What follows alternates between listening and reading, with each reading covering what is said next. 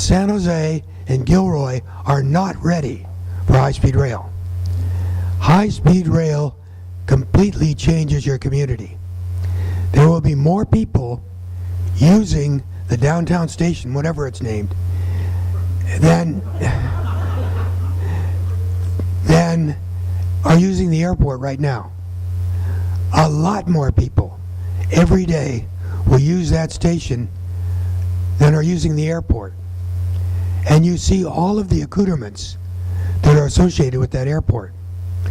And those facilities do not relate now to our downtown station.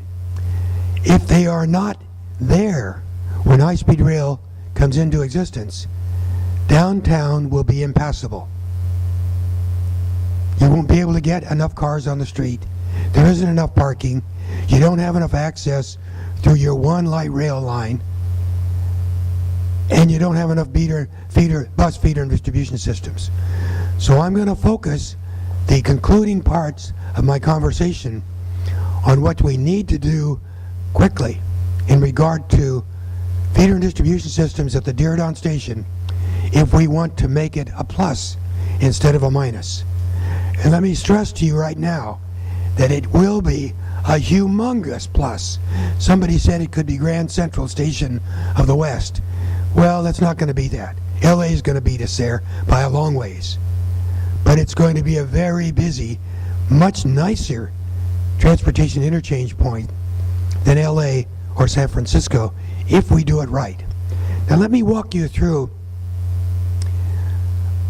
a taste of what's happening internationally in the United States, and then focusing on California, San Jose. We'll look at LA just for a moment, and then talk seriously about our local area in the Q&A. And we're going to have plenty of time for Q&A. We're going to have a better part of an hour for Q&A if I do this right.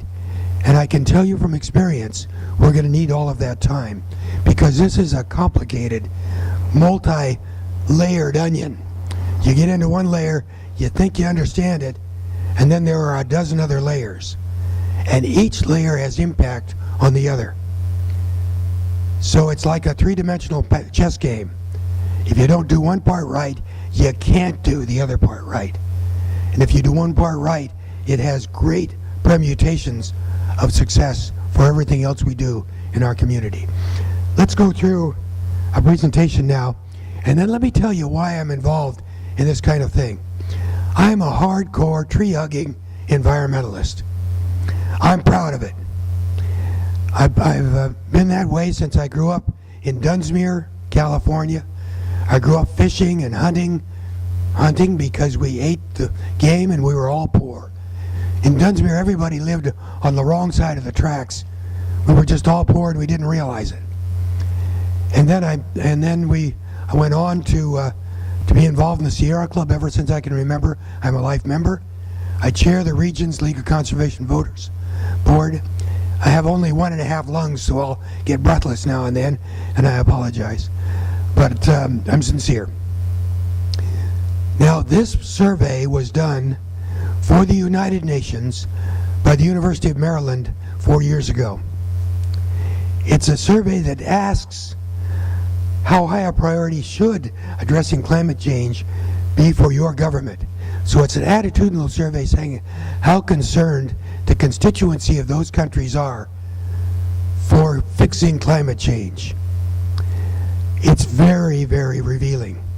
You see on the high side of concern, the left-hand side, leadership countries like China, Japan, the European communities, the countries you'd like to be associated with if you wanted to be a leader in the world. And they're very, very concerned about climate change. I'll have to tell you, when you get old like I am, you get discovered. And I go around the world giving keynote speeches at international conferences. And at those conferences, there is a frantic concern about global warming, much more a concern about nuclear proliferation, much higher concern about the poor. Well, there's concern for both of those. Much more of a concern than then the banking collapse. Global warming is the issue now around the world.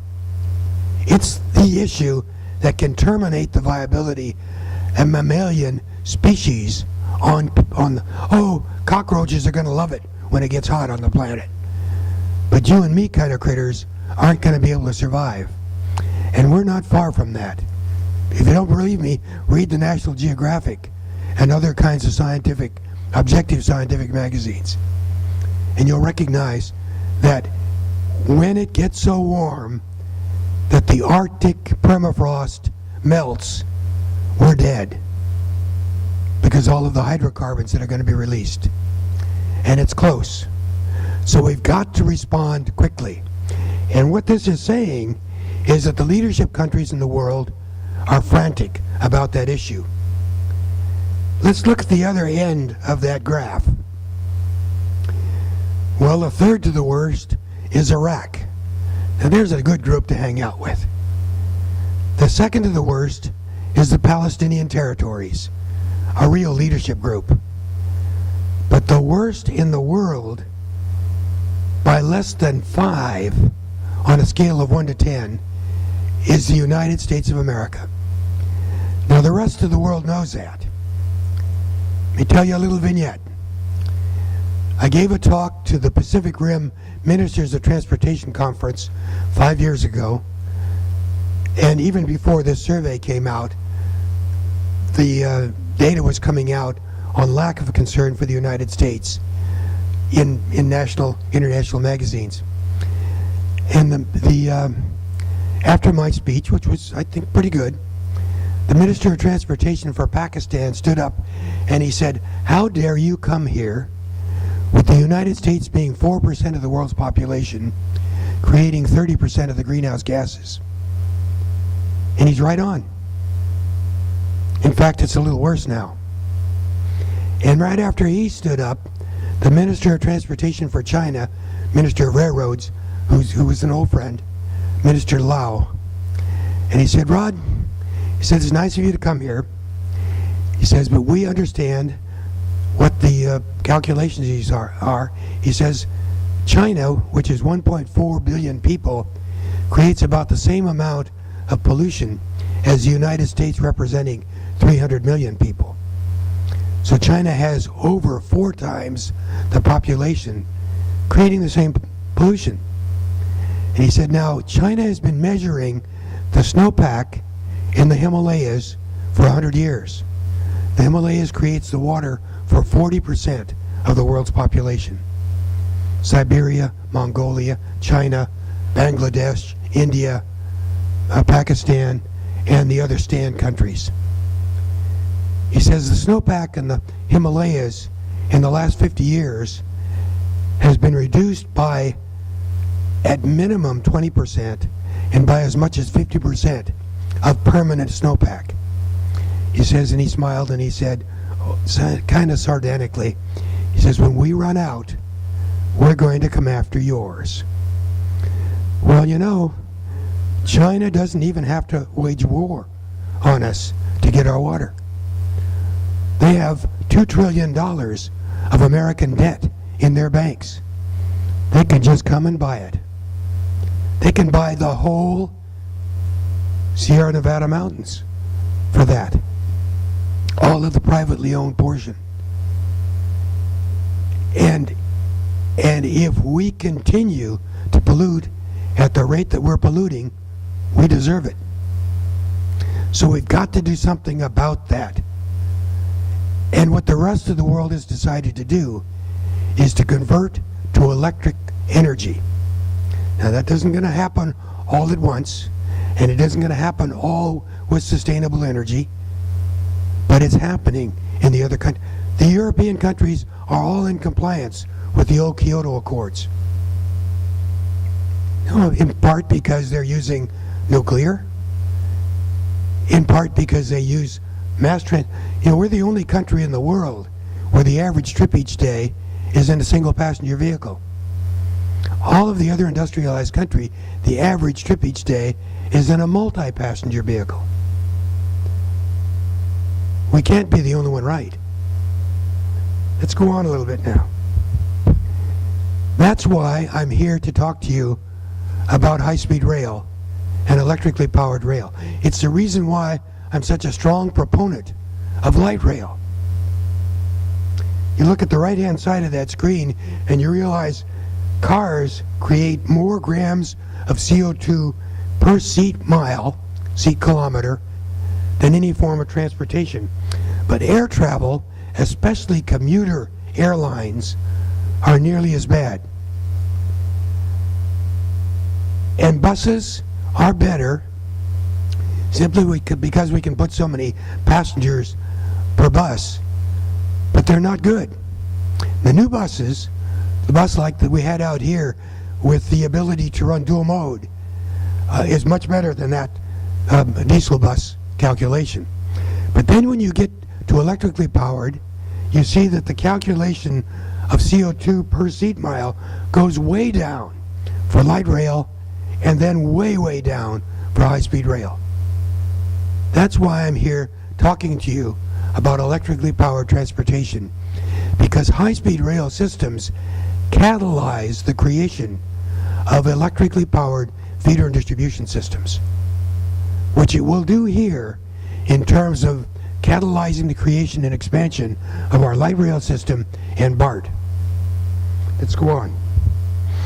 Now we're going to go through very quickly and look at the raisins in the pudding.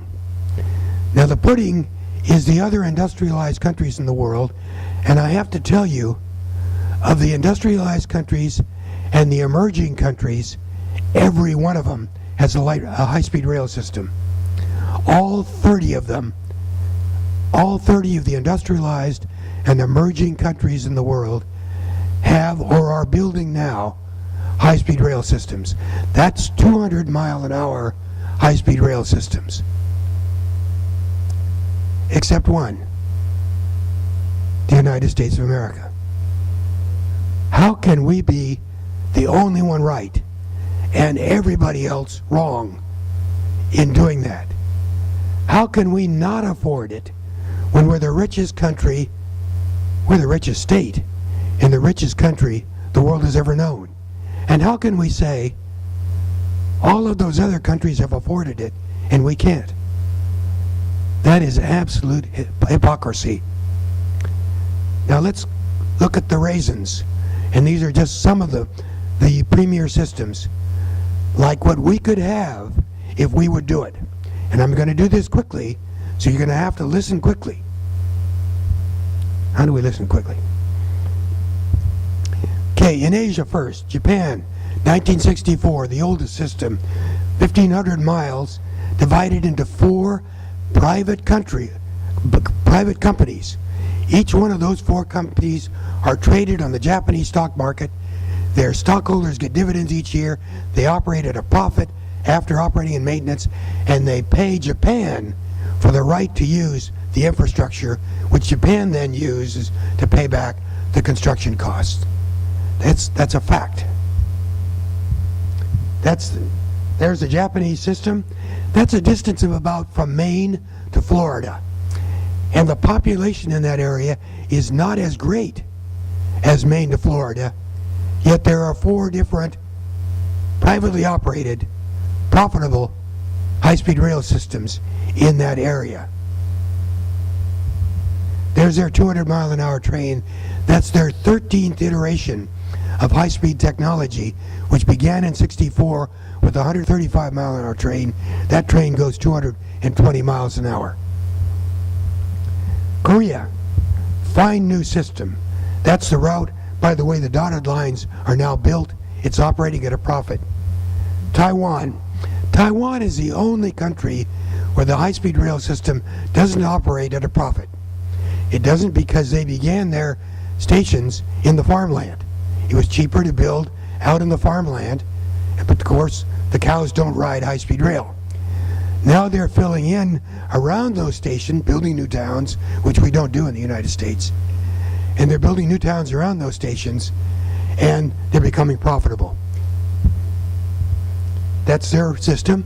San Jose, that's about San Francisco to LA, and that's their 200-mile-an-hour train.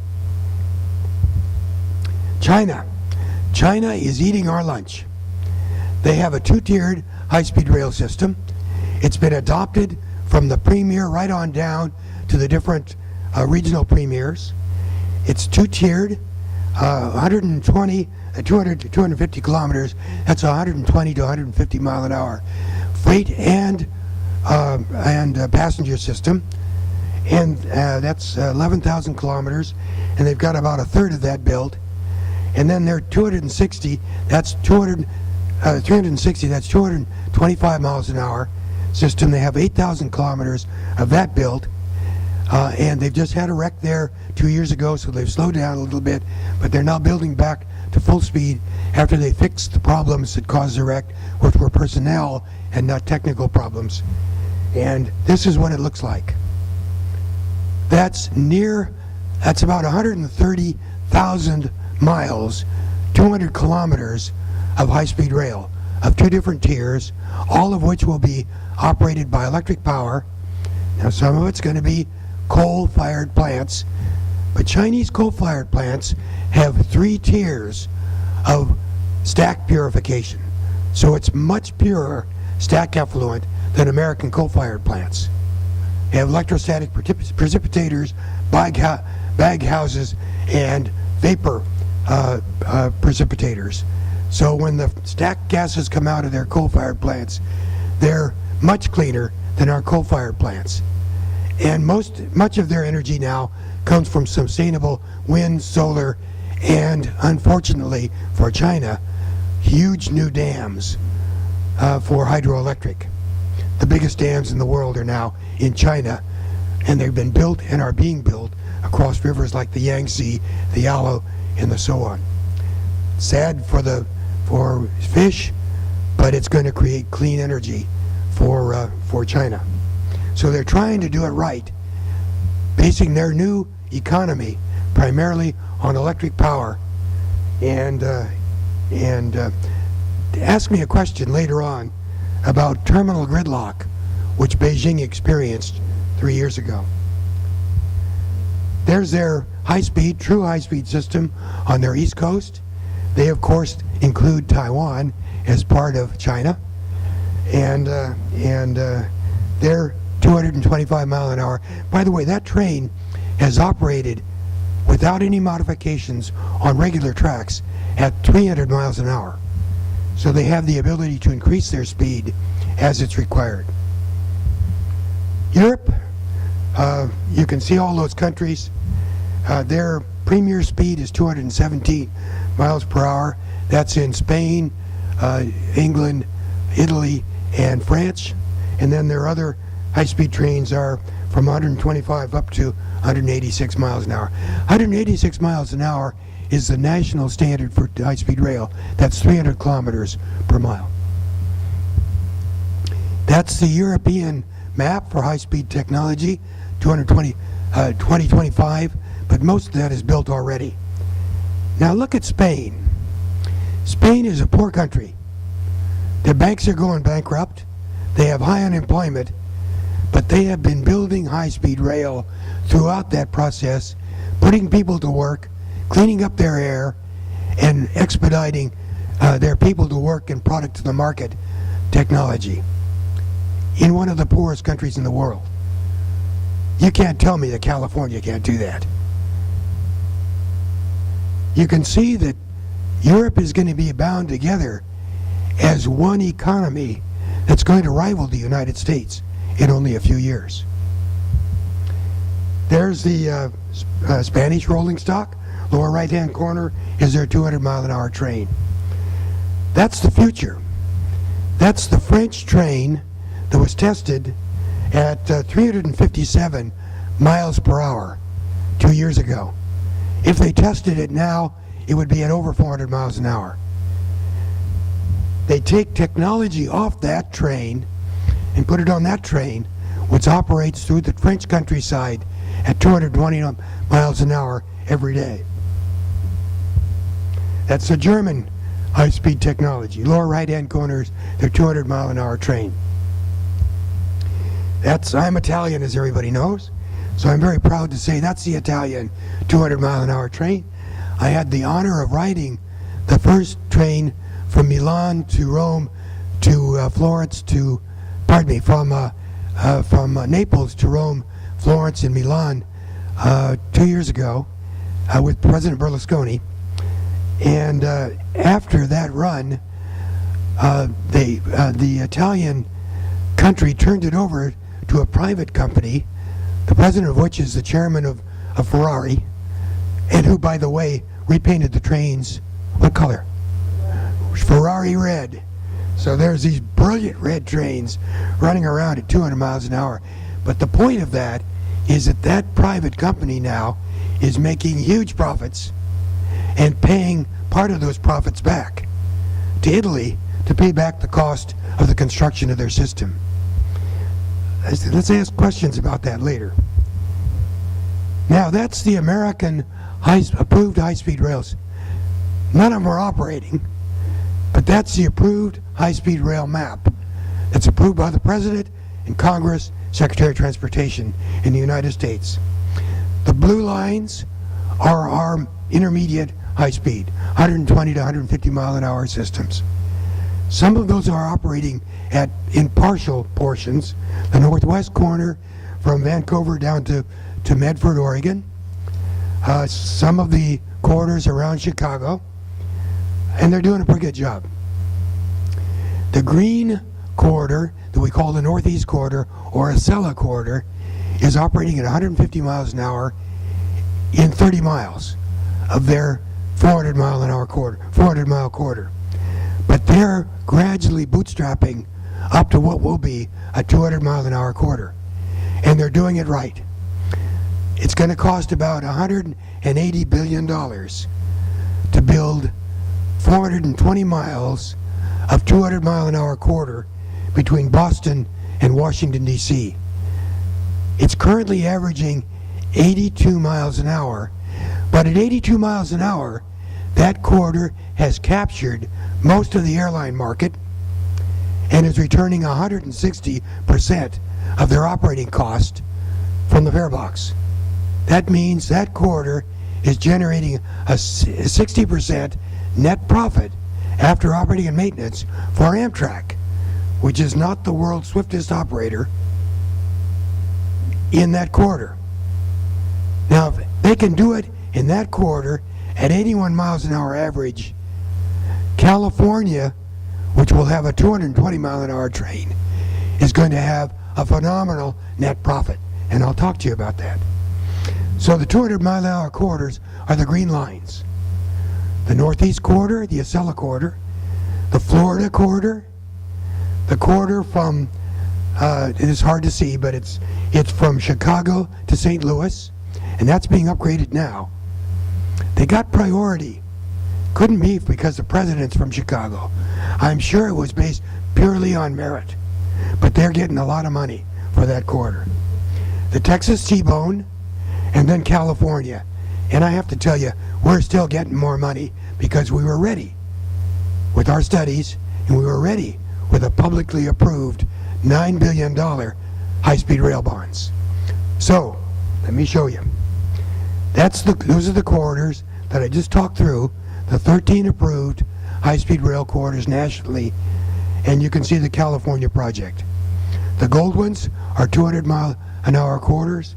The white ones are incremental upgrade or 120 to 150 mile an hour corridors. So that's the dream.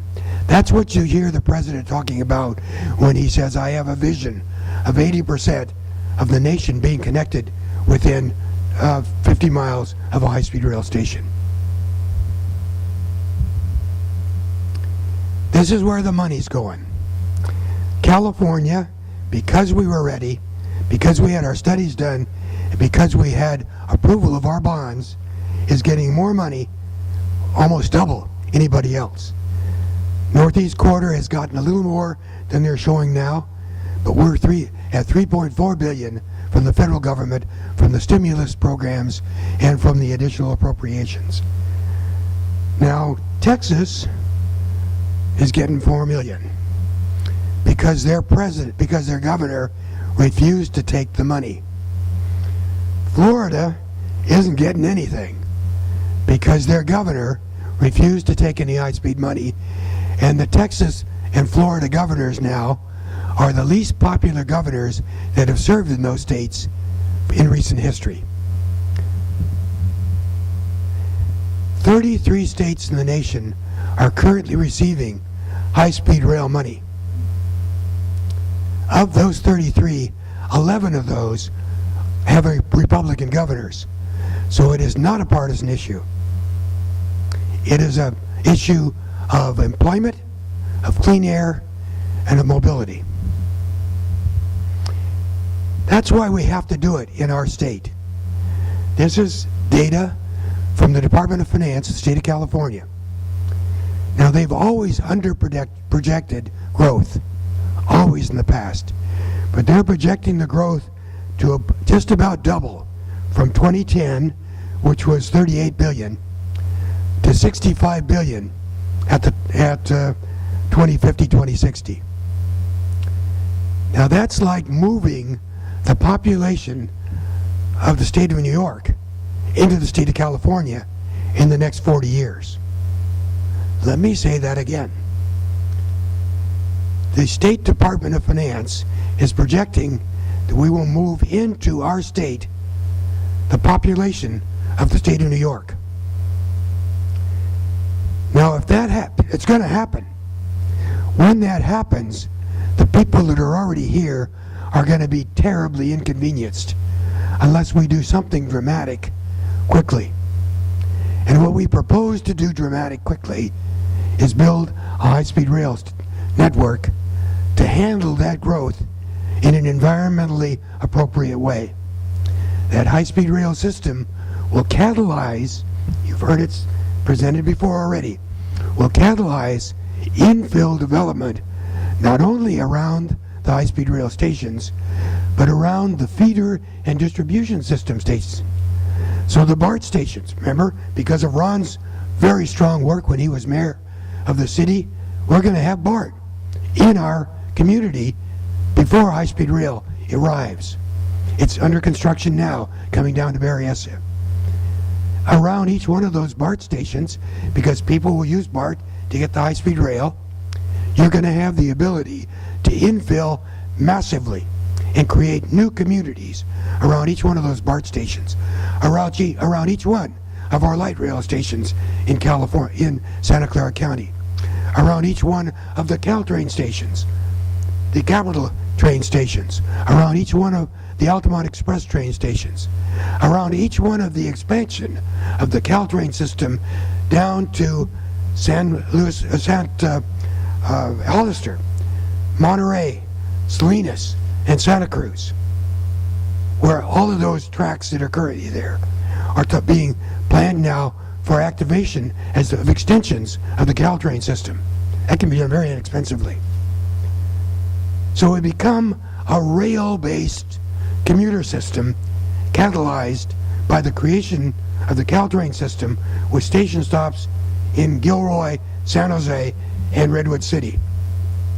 Silicon Valley's average trip each day will begin, hopefully on a bicycle, to your local rail station, and then taking a rail system, high-speed rail, commuter rail, to high-speed rail into the community, 51 minutes from Fresno to downtown San Jose, so the whole Central Valley becomes a commuter shed to Silicon Valley, and then light rail or express bus to your employment location in Silicon Valley.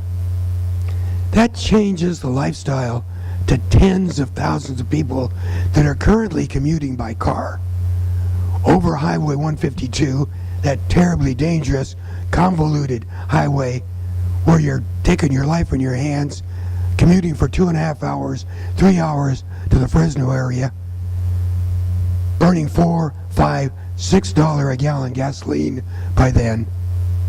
When you get to work, you're frazzled. When you get home, you want to kick the kids instead of hugging them. Now, but on high-speed rail, you take that trip in 51 minutes. You can sleep on the way home. You can do your homework so you don't have to do any when you're at home. You can have a cocktail with your buddies. You arrive home, you hug the kids, you hug your wife, and you have a few minutes, a couple of extra hours in your day that you wouldn't otherwise have. That's the lifestyle the rest of the world has now. We don't have it in America, but we can have if you're tough enough to demand it. Here's the California High-Speed Rail Project in a real quick summary. Began in '96. The studies began in 1950. Southern Pacific was asked by the president to do a study of whether high-speed rail was viable. SP came back with a study. A good old buddy of mine by the name of Strong headed that study. It said, without question, it could make money between LA and San Francisco, and they did nothing about it. Began in '96 with the High-Speed Rail Authority bill, 5 from the governor, 2 from the Assembly, 2 from the Senate. That board has been running studies now to the tune of over $1 billion of studies for the largest construction project in the history of the United States. The environmental clearances came through in 2008.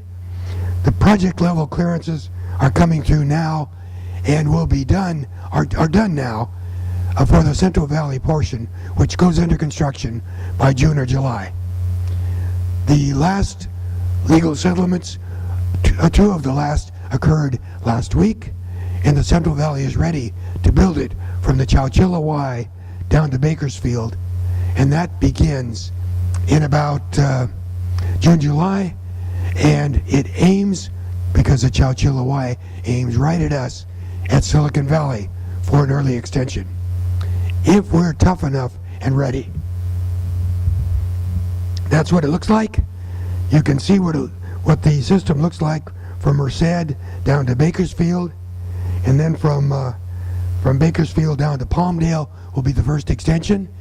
Could have been us, but we weren't ready, and I'd like to answer a question about that. And then you can see the extensions from there. The portions between San Francisco and Gilroy, and the portions between LA, probably Burbank, and Anaheim are called the bookends. And those will be done sharing tracks with commuter rail. And it can be done very safely, and you should ask me a question about that. $2 billion are already set aside for that, and the very powerful legislators that represent those areas are working to get the matching funds so that those projects can go ahead more quickly, a portion of which will be the electrification of the Caltrain system. We'll come back to this map so you can see it. Now this is what this map looks in an animation. We're going to go from the south end. This has a nice swishing sounds and music to it, but I'm going to talk over it anyway, so I'll turn it off. So we'll start from Anaheim. That's the Anaheim station, which I'll show you, talk about a little bit. Anaheim's going to build that, by the way. It's going to be nearly as big as Grand Central Station.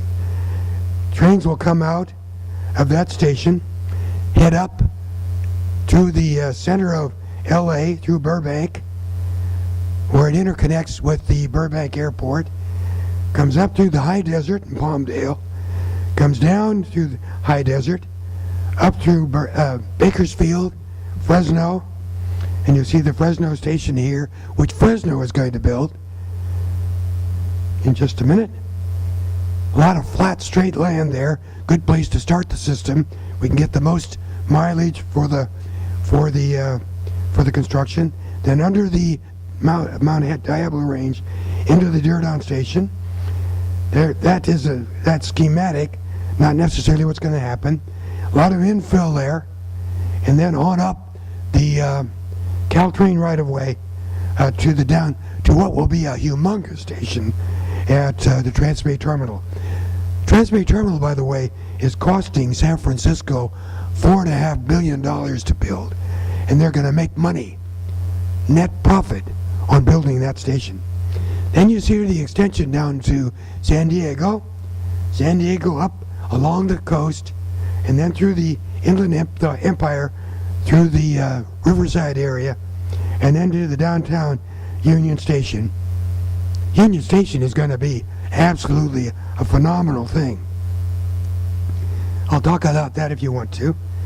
And then you're going to see the same kind of thing as it extends from from Fresno and on up to Sacramento. That's the Fresno station. About $2 billion of infill into their old warehouse district. Then up a lot of flat right-of-way through Stockton into downtown Sacramento, with their station being in the old Southern Pacific Central Yards, and then their beautiful new station, which is going to be served by their light rail and commuter rail systems. Now let's look a little closer, if I can make it, at San Jose. This is what's planned now, although it will undoubtedly change because the San Jose Dearborn Station Study Board is meeting to refine these plans. But what you have, if you haven't been to the station recently, is what you're going to see now. You have a light rail line going under the station in a tunnel, interrelating directly with the station. You have Caltrain, Amtrak, the Altamont Express, and the Capital trains all interrelating now at the station. In the future, there will be probably a second level. I say probably because it hasn't been decided by council. Second level, which will integrate Caltrain and the high-speed rail system. Probably won't be that canopy type station, something like it. Then you'll have infill development. I hope it isn't that infill. We ought to have multi-layer with parks. And under it, we'll have Ron's BART system, which is under construction and is scheduled to go under the station at 100 feet down, with a station, a 4-track wide station that serves not only the Dearborn station, but the Hewlett-Packard Arena and Sharks Tank, and the A's in the future, and all of the other activities that are going into the downtown area. They're concentrated around those stations. Ask me questions about that, because let me tell you, partially by luck, partially by good planning, partially by a lot of courage on the part of San Jose councils in the past and future, we're going to have a phenomenally facile, well-served, and great potential location for a classic village-type interchange point around the Dearborn station. Now this shows you a little bit of what I was telling you about. This talks about primarily the South Bay. We can't show San Francisco and Oakland because they're so dense, but it shows you some of the feeder systems that are already there and being developed. That's where the interchange points now, the nodes of activity are for the Bay Area population. Then you see Caltrain and commuter rail. It doesn't show the Capital train because technically that's an intercity train, but it goes from San Jose up through Oakland and up to Sacramento, 8 trains a day, morning and afternoon. Already there, already functioning, already setting records in ridership every year. Let's look at BART now. That's BART currently. That's BART under construction now down to San Jose. Light rail now in operation. That's the Tasman. I guess we didn't pay the light bill, so if you guys go to sleep on me, I'm gonna really be hurt. Okay, that's fine. That's what went into operation by the mid-1990s. That's the Guadalupe and Tasman corridor lines. This is the extensions, Tasman East and the Vasona corridor lines. Those are in operation now. And this is the systems that are planned for construction. This is the east side, the Capitol Loop down to interconnect with the Guadalupe line and the line out Stevens Creek.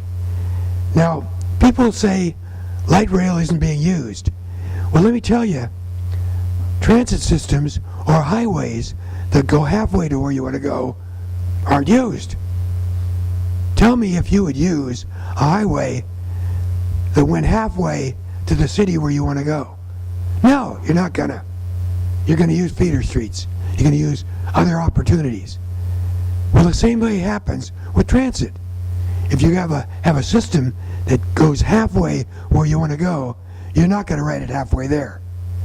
You have to have a fully developed system, and when you do, then all of a sudden it's overused.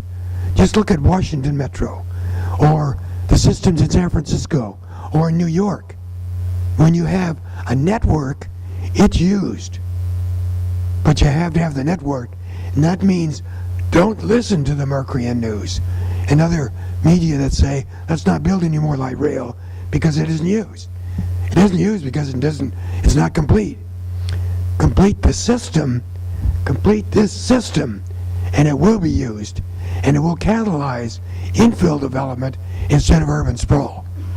It will begin to look a little bit more like Paris and a little less like LA. Now, you can't show local bus because the local bus routes go all over the place. But let me tell you something. The master plan for local bus for our area, Santa Clara County, was supposed to be 1,500 buses. We currently have 500 buses in operation. It's just like the other transit portion. If you don't have a network that connects, people aren't going to use it. If you have a network that bogs down in congested traffic, people aren't going to use it. So we've got to create networks that feed in to light rail, which operates on protected right-of-ways, or networks that are on busways to get people to use them as transit networks. That's what our objective has to be. High-speed rail, there's the catalyst that will make all the rest work. And you can see that the high-speed rail system goes from San Francisco.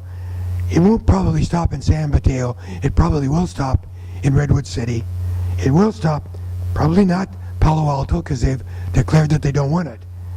But it will stop in San Jose, where maybe a stop in Fremont, but we know that there will be a higher speed system serving Oakland and the Altamont Pass, probably 120 to 150 mile interim high-speed rail system. That's under study now, and it has a special study of its own to see what's going to happen. It might be high-speed rail in the future too. So that's what's planned. That highly synergized network is what's planned for our area. But it needs advocates, and you're it. Tag, you're it. I'm 74 last week. Tag, you're it. Thank you. Now, let me add one more ingredient here that a lot of people don't know about, and it's very important.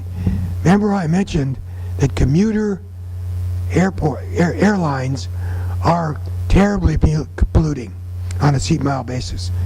You use those big engines to climb out.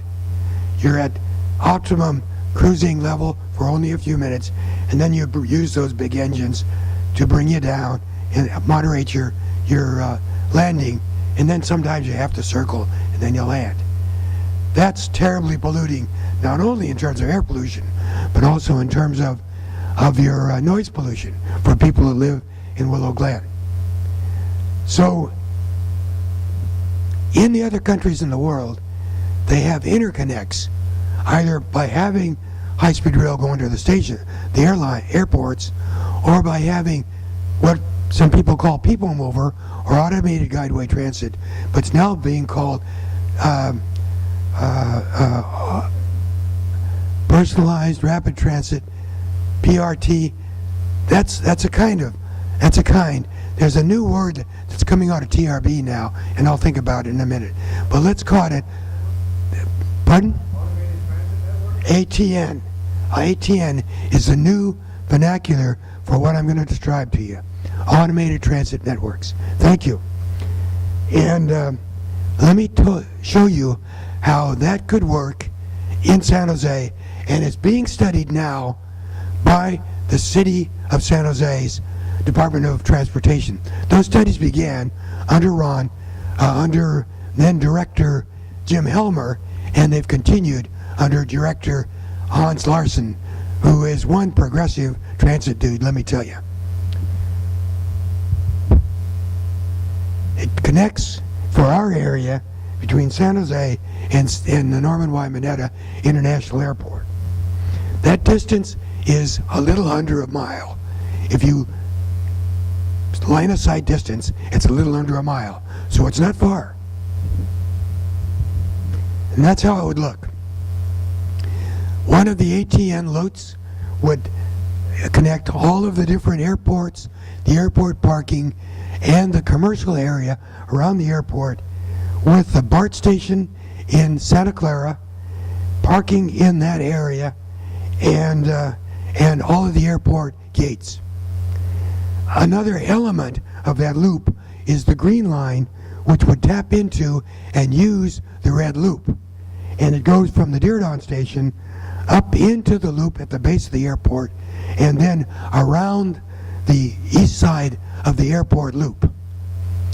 That allows you, if you're coming from Merced or Fresno or Bakersfield, to check your bag to Paris as you're getting on to the high-speed train in Bakersfield. You don't have to touch that bag again until you get off the airline in Paris. And you then ride the high-speed train to the people mover at the Diridon station. You walk across the platform, get on the ATN, I'll try to learn that, ATN at the Diridon station. You go through security. You're then in a secure area. You go through security onto the ATN. It takes you then to your gate. You get off American Airlines, Express. By that time we'll have primarily international flights. And you get off the international flight that went the polar route to Paris, de Gaulle Airport. You pick your bag up at the baggage claim at de Gaulle, you go through customs, and you go do your business in Paris, or you enjoy a very nice vacation. That will be a typical trip from the Central Valley to use an international or transcontinental. They're not going to go to San Francisco. Why would you ride on the train another 30, 40 minutes and use a very inconvenient ATN connection to an airport in San Francisco, which is probably going to be fogged in, when you can get off in San Jose, use the ATN 30 minutes earlier, use the ATN in a carefully designed system to take you directly to your gate, to an airport that rarely has fog, that will by that time have captured the corner on international travel, because it has the whole Central Valley market as its first stop. Think about that. It's a different look. It's a look that Ron and his council had. It's a look that the current council has. It's a look that San Francisco doesn't like. But it's true. It's going to happen if we're tough enough. Okay, there's LA. Not going to spend a lot of time on it, but that's 11 million people.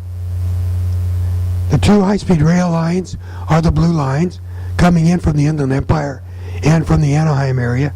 Goes through the downtown Union Station, which has a dozen commuter rail and metro rail and light rail lines into that station now, with more coming.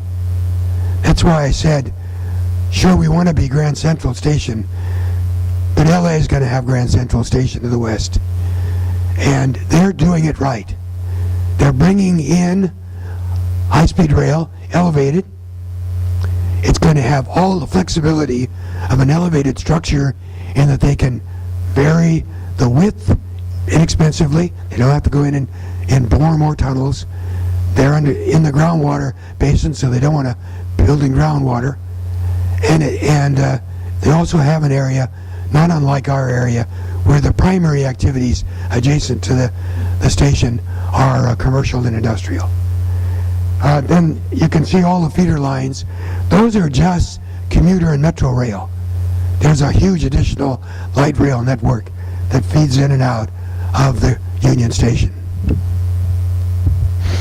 That's the Amtrak feeder system to the Union Station, which adds another whole level of service.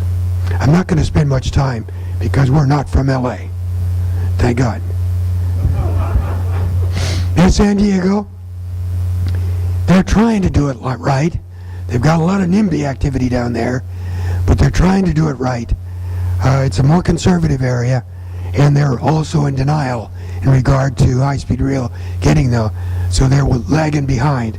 But they have a master plan that would have a couple of stations and serve their university communities and their downtown Lindbergh Field area. That tells you about the project.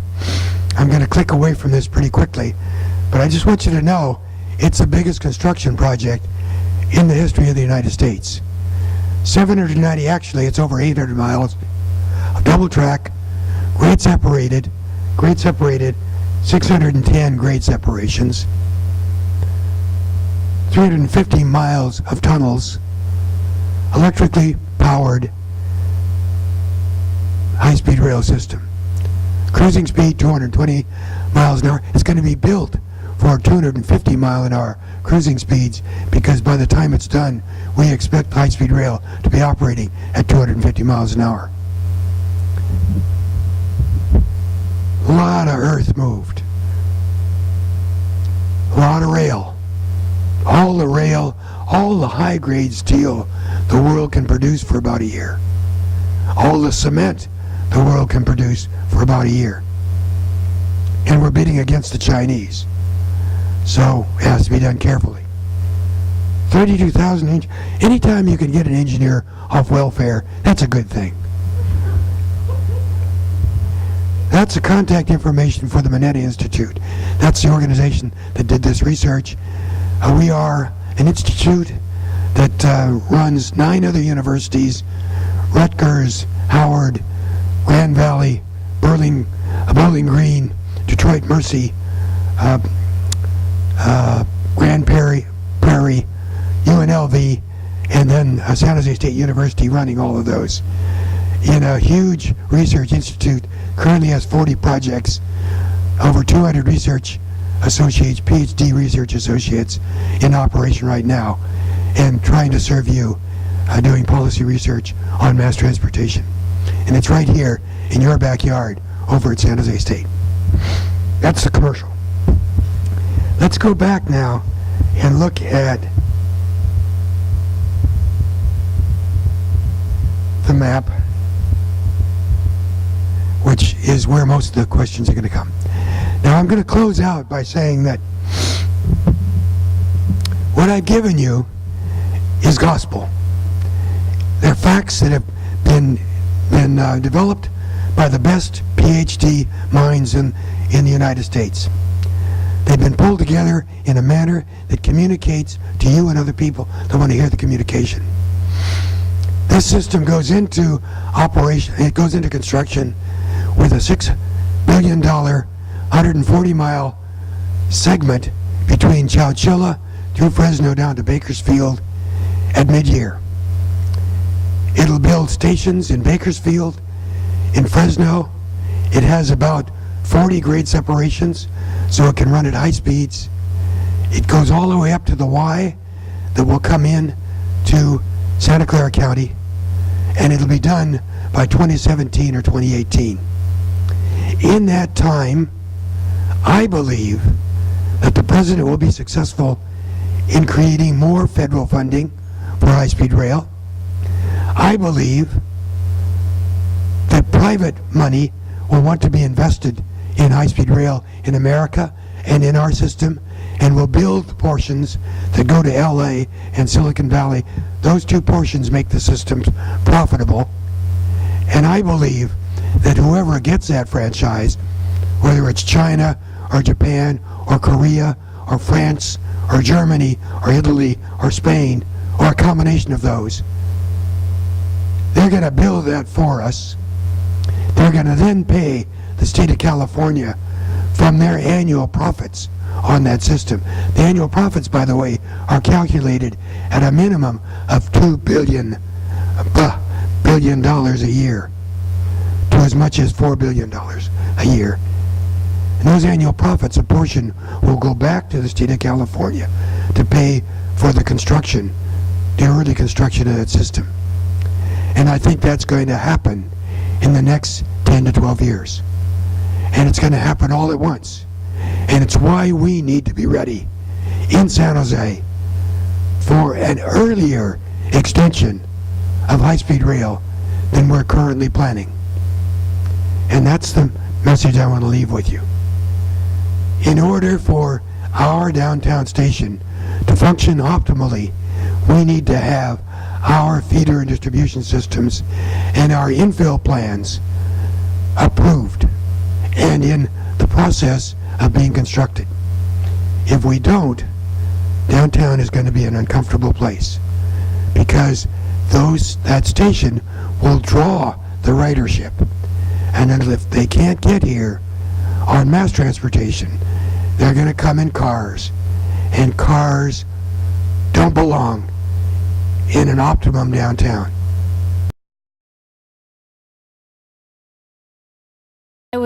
I'm very interested in, as you are, in getting this going as fast as possible.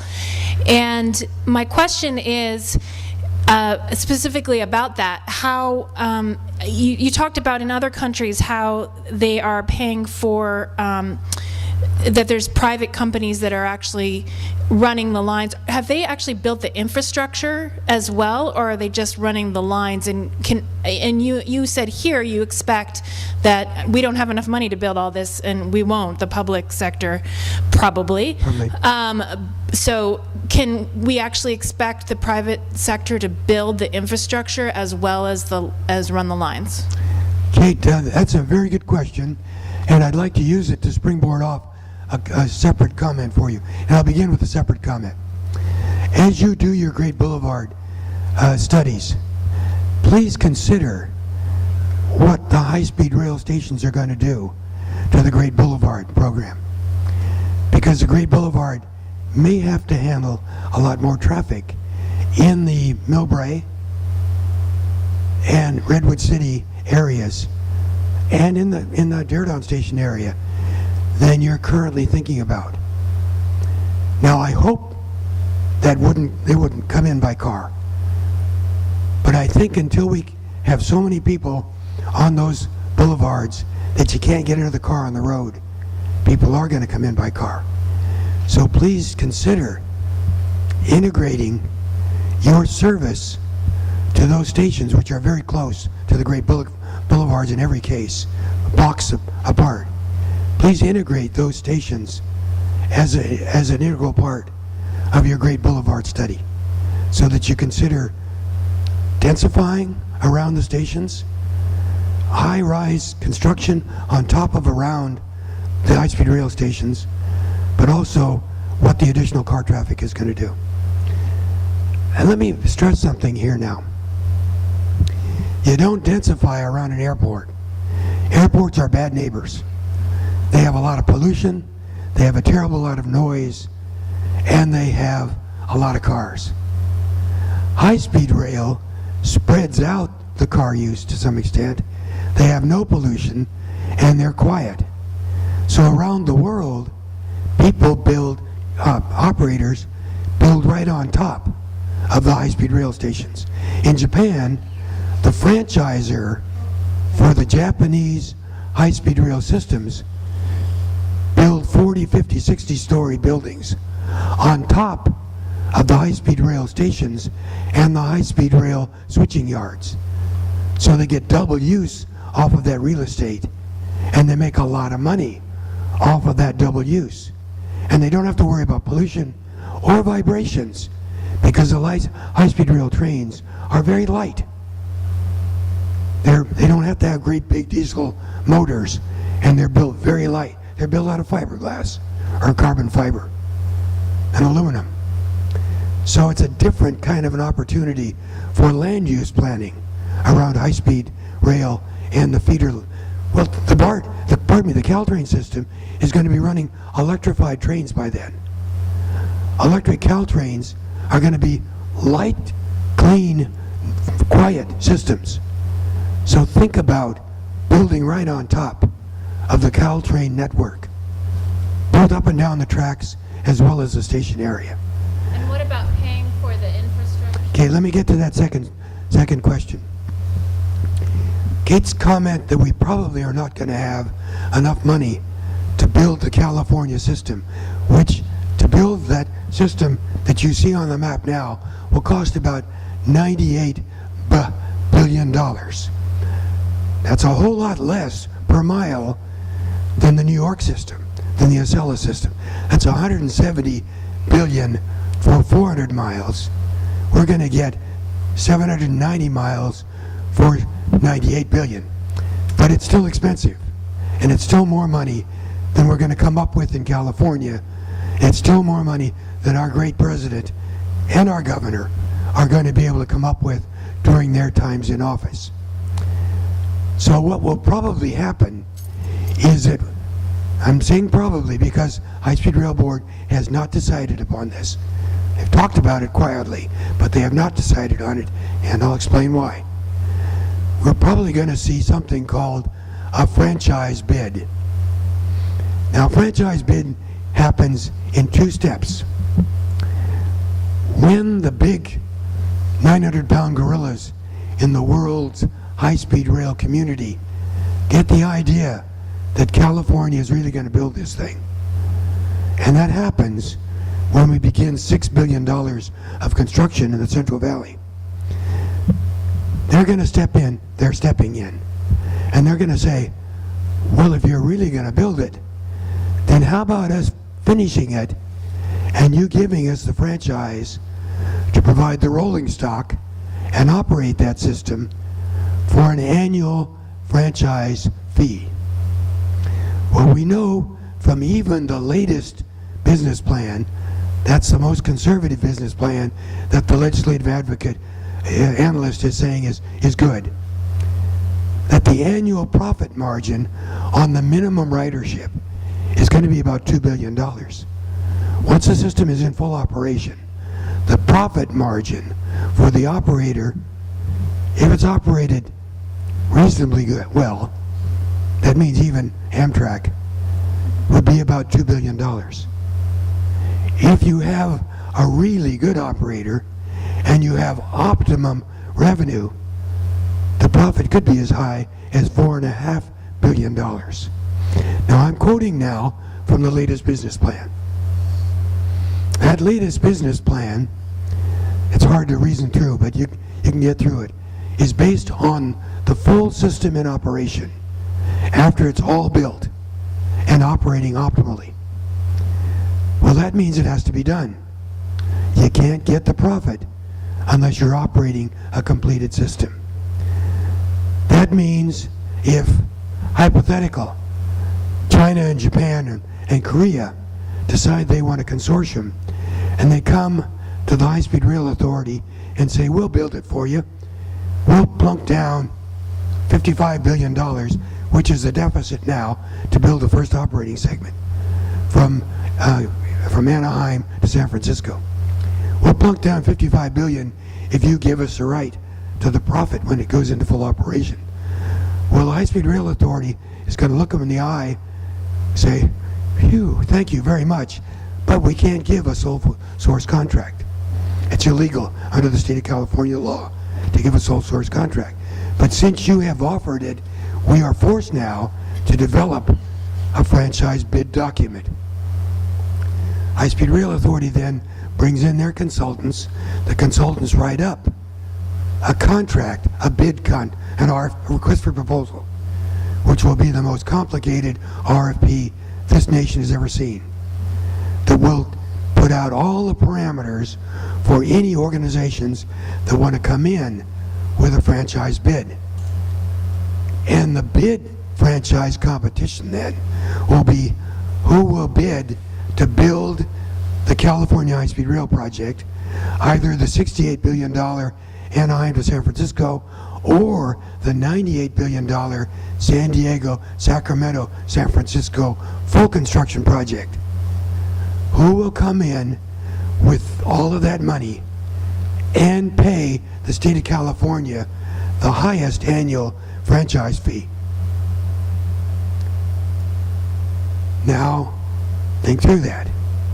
That means the bidder is going to have to put in $55 billion for the $68 billion Anaheim to San Francisco, or $70 billion, $80 billion for the $98 billion project that includes the whole state of California.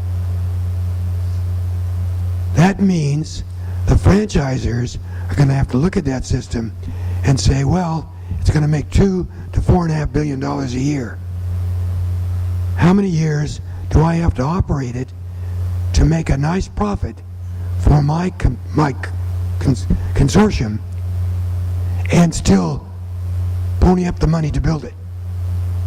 Now, each one of them is going to say, I can build it for a lot less than California's estimating, and they can, because they have better systems than we have. And they're going to say, I can operate it a lot better than California thinks they can operate it, because I'm running high-speed rail and I know how to do it. And so they're going to calculate that in to their bid, and they're going to come in then with a bid saying, I'll give you $1 billion a year.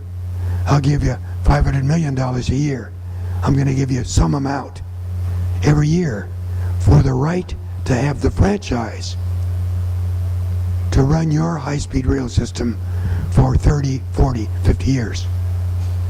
And in return for that, whoever wins the bid is going to have to then have rolling stock that meets the Federal Railroad Administration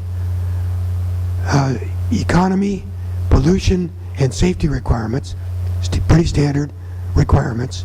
So it's going to be standard rolling stock. But by getting the California bid, we're the first high-speed rail system in the nation that will have that bid. So they'll have the first high-speed rail manufacturing facility for true high-speed rail in the United States. And so the next bid that comes up, whether it's Chicago to St. Louis or Florida or Texas or whatever, they're going to be manufacturing accepted high-speed rail rolling stock already meeting the Buy America standards, being manufactured in the United States. So they're going to be in a position to bid very attractively for all of the other high-speed rail systems when they come online in the United States. So not only are they going to have the California bid and the profit, the net annual operating profit from the operation, which they're going to have to pay a franchise fee to California, but they're going to have that profit for whatever the franchise period, 30, 40, 50 years. So they're going to make a lot of net on that franchise bid, but they're also going to be in a position then to be a very effective bidder in the other 13 corridors that come up in the nation. And that's what's meant when you hear the term franchise bid. And I can't tell you that the High-Speed Rail Authority is going to do this. I can tell you it's been talking about this for a long time. I can tell you foreign high-speed rail operators are talking about this and trying to figure out a way to come into it without revealing all of their tactical positions.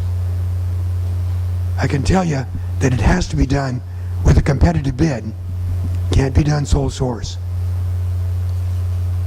And I can tell you that it's going to look very attractive as soon as the downtown, the Central Valley portion goes into construction.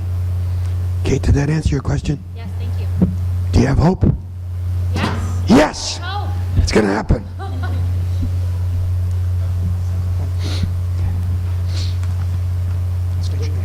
Hi. My name is Jason. I'm actually a planning student at San Jose State. Right on, Jason. My question, you kind of touched on it with financing, and you compare it to a lot of countries in in Asia. Japan, in their train station, they also make their money off like the shops in it.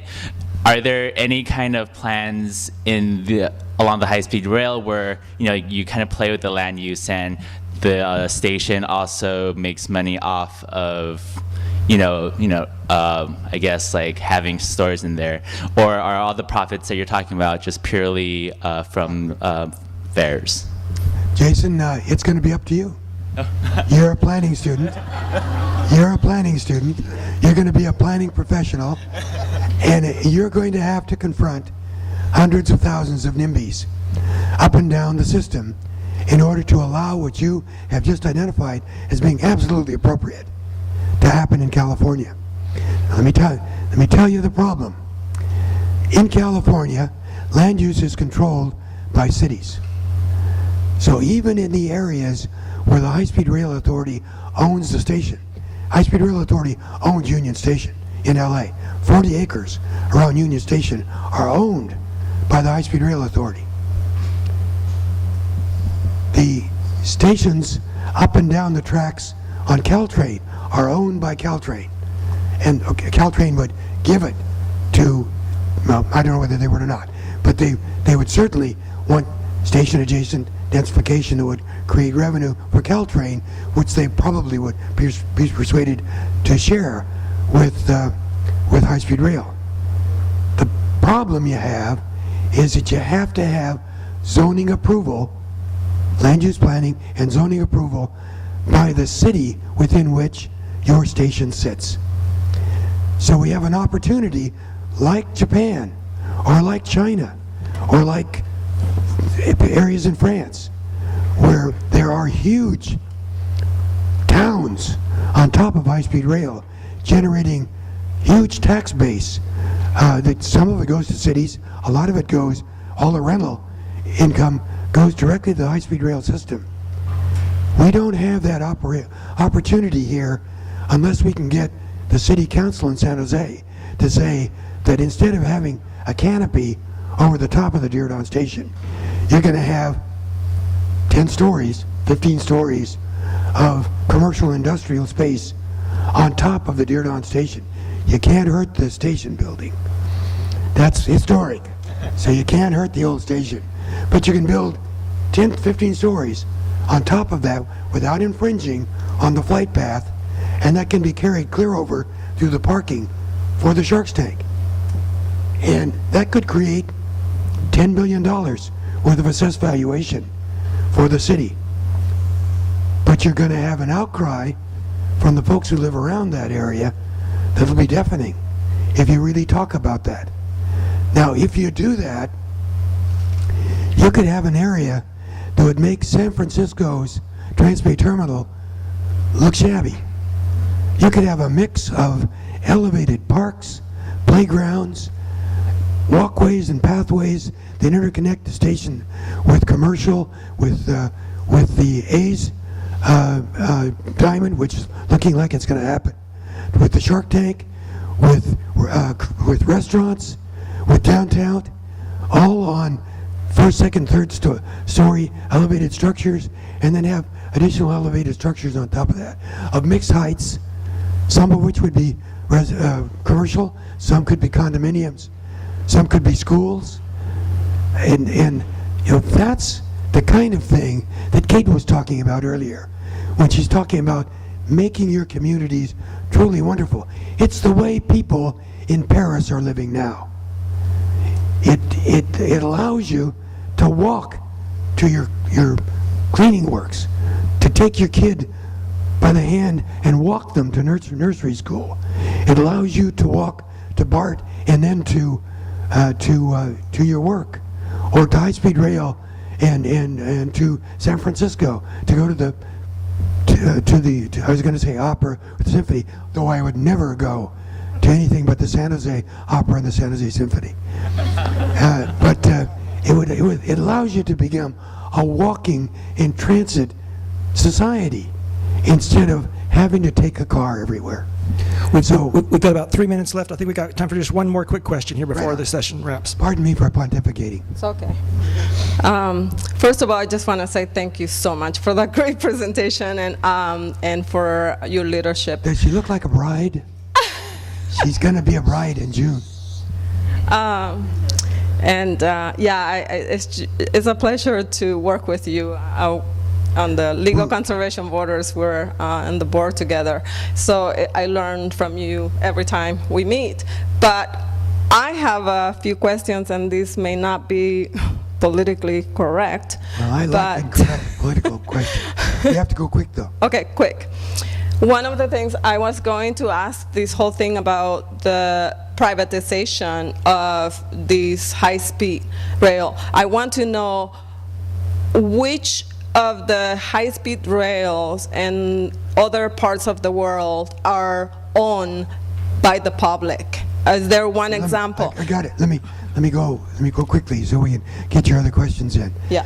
Almost all of the high-speed rail systems around the world are owned by either state or national governments. They were also built by those state or national governments, oftentimes with debt financing, so that they were built with government loans or international loans from the World Bank. Now that goes all the way from France and Germany and Japan and China and the premier systems all the way to Morocco, Vietnam, Argentina, and Turkey, which they're not advanced societies, they're not rich societies, they have high-speed rail systems. And they built those systems with debt financing. And the reason why you can get debt financing for high-speed rail is because it makes a profit, an operation, and you can pay back the debt financing. So almost all of them are owned by the governments, and then they're franchised out, and the government get paid back by the franchisor. That goes back to my comment on the franchise bid that I answered to Kate. Okay. Next question. And second question, in terms of for environmentalists or people that look at this as a, as a whole, I mean, having trees, speaking for nature, the rights of nature, in terms of looking at the ecosystems and these, because you mentioned there is going to be a lot of earth movement and the process. Do you know about that? If they've looked carefully into that? Let me answer it quickly. The question is, there's going to be some environmental destruction whenever you have a project this big, and indeed there will be. That has been studied really carefully, and there have been some environmental nuts on that board, like me, that have made them pay attention to it. In some areas of Central Valley, there will be some farmlands that will be taken out of service. Coming across the Mount Hamilton Range, Pacheco Pass, there will be some grazing land and some riparian habitat that will be disrupted. Not as much as you think, because most of it's going to be in tunnels, but there'll be some. And what happens in those areas, and what I've insisted upon, and I think the current board will stand up to, by the way, Dan Richard, who is the chair of the current board, is really wonderful. He's doing a great job. He's a former BART chair, and he's doing a great job. And they're insisting that there be a multiplier set aside payback. And what that means is that when you take an acre of farmland or riparian habitat out of service because of where the high-speed rail project goes, you have to buy multiple acres someplace else to replace it.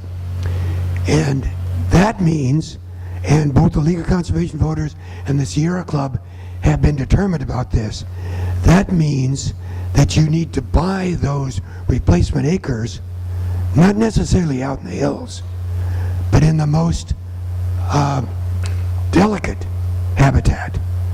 Big target will be baylands around the bay, land that is currently in danger of development. Portions of the salt marshes, which Cargill still owns and wants to develop, would happily sell it to an organization that could buy it, but can't because of their profit margin requirement. Well, if high-speed rail is required to buy several thousand acres of replacement acreage for the acreage that they're taking out of service, then with the advocacy of the Sierra Club, the League, and the state of California, it very well may be that that set-aside can be invested in those very perishable pieces of land that are subject to development, that are closer in and closer to sprawl. Now, my hope is that that money will go into buying a green belt around our communities. Once you get a green belt around a city like San Jose, Sam Liccardo, by the way, just stepped in, a good friend and a great public servant.